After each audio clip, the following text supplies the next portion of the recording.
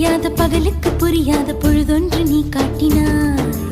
இதயத்தில் நீ இருப்பதனால் நான் தூங்கும் நேரத்தில் என்னுள்ளே தூங்காமல் நெஞ்சுக்குள் வாயாடினாய். கண்ணாடி நீ கடிகாரம் நான் உன்னுள்ளே ஓடோடி வாழ்வே. காதல் எனும் கடுதாசி நீ என்றென்றும்